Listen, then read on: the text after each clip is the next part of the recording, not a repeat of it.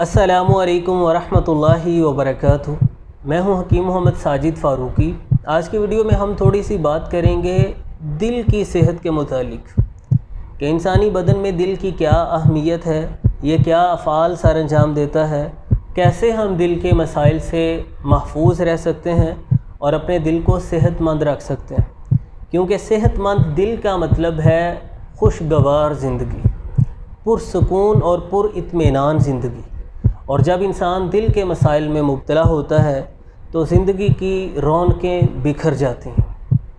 زندگی میں رنگ ہیں دل کی صحت کے ساتھ۔ ہمارے باڈی کے تقریباً تمام تر نظام کہیں نہ کہیں منحصر ہوتے ہیں دل کی صحت پر۔ اگر دل صحت مند ہے تو ہم بہت سارے مسائل سے، بہت سارے عوارضات سے محفوظ رہتے ہیں۔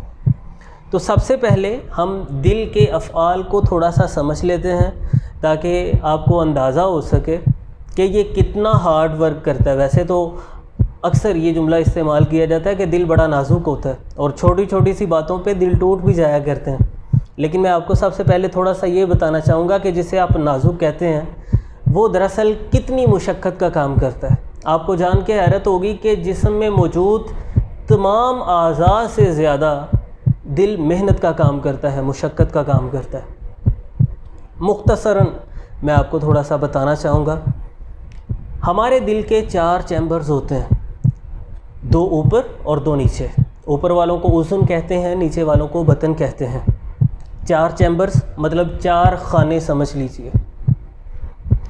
ہمارا دل جب پھیلتا ہے پورے جسم سے فاسد خون، جو خون گندا ہو چکا ہے، وہ دل کے اوپر والے دائیں خانے میں آتا ہے، وہاں سے نیچے والے دائیں خانے میں جاتا ہے، وہ خانہ اسے پھیپھڑوں میں بھیجتا ہے، پھیپھڑے خون کو صاف کرتے ہیں اور دل کے اوپر والے بائیں اذن میں، بائیں چیمبر میں یا خانے میں بھیج دیتا ہے۔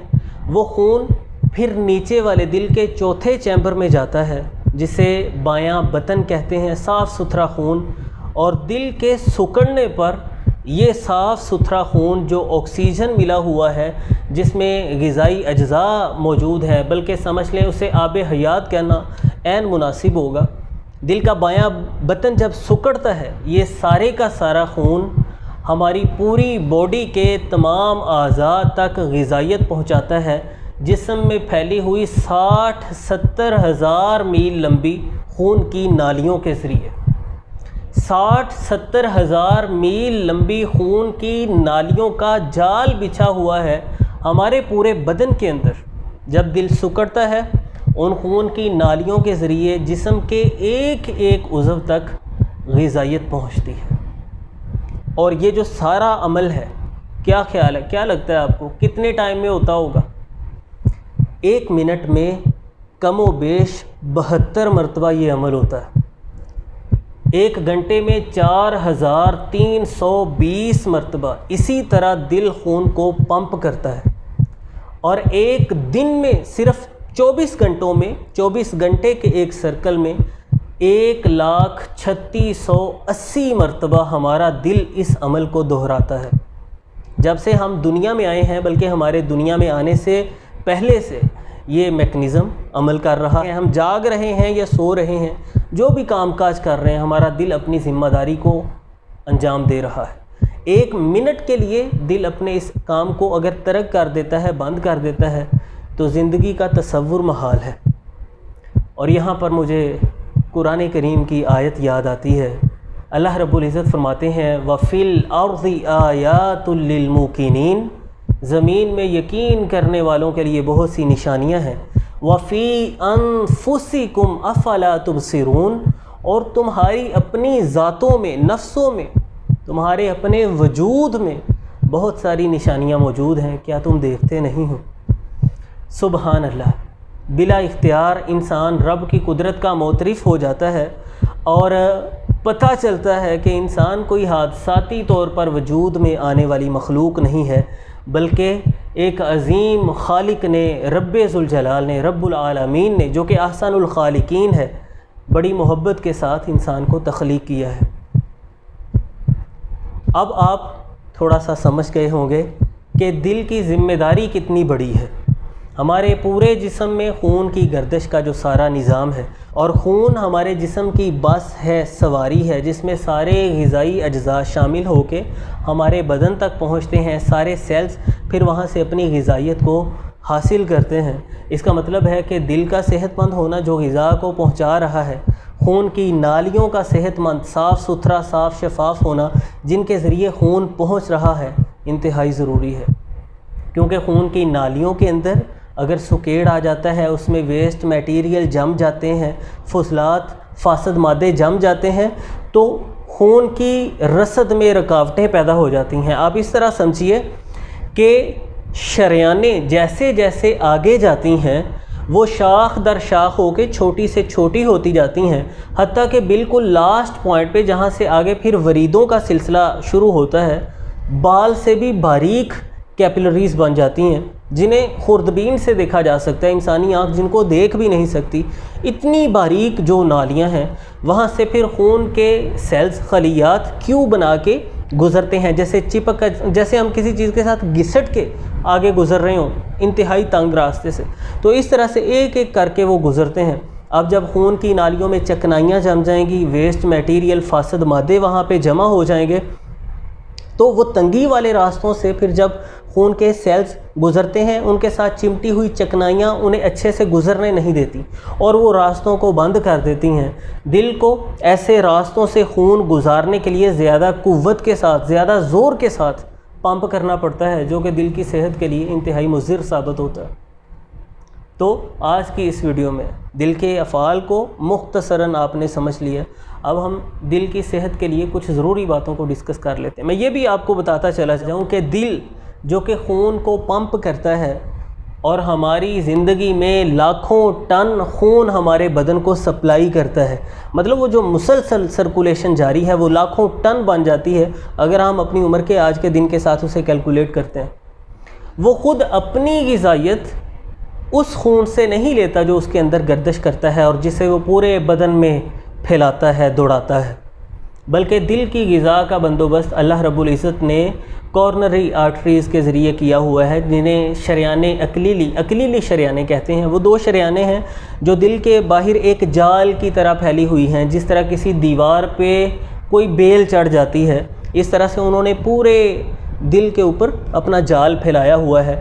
اور وہ 2 ہیں جو کہ شاخ در شاخ ہوتی چلی جاتی ہیں، باریک سے باریک ہوتی چلی جاتی ہیں اور پورے دل کو باہر سے غذا پہنچاتی ہیں۔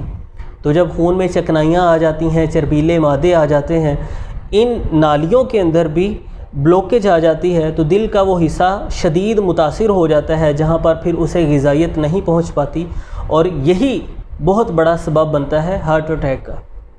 بہرحال ہم اپنے اب موضوع پہ آتے ہیں۔ دل کو صحت مند رکھنے کے لیے آپ جانتے ہیں کہ دل کا کام بہت مشقت والا ہے، جیسا کہ میں نے کچھ آپ کو تعارف کروایا ہے، تو بہت ضروری ہے ہم اپنے دل کا خیال رکھیں۔ تو سب سے پہلی چیز، نفسیاتی طور پہ پرسکون رہیے، خوش رہیے۔ یاد رکھیے ہماری فکر مندی دل کے لیے انتہائی خطرناک ثابت ہوتی ہے۔ تشویش، پریشانی، غم، نفرت، حسد، کینے جیسے جذبات دل کو بری طرح سے متاثر کرتے ہیں۔ بدن کے اندر مختلف ہارمونز ہوتے ہیں جو ہمارے جذبات کے ساتھ اٹیچ ہوتے ہیں۔ اگر ہم اچھا سوچتے ہیں، اچھے جذبات رکھتے ہیں، تو خوشی پیدا کرنے والے ہارمونز خارج ہوتے ہیں جو دل کے لیے بھی فائدہ مند ثابت ہوتے ہیں۔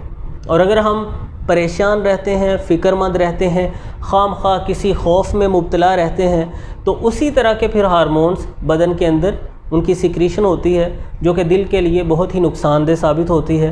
پھر طبیعت کے اندر چڑچڑاپن آ جاتا ہے، گھبراہٹ انسان پہ طاری رہتی ہے، ہر وقت قوت برداشت ختم ہو جاتی ہے۔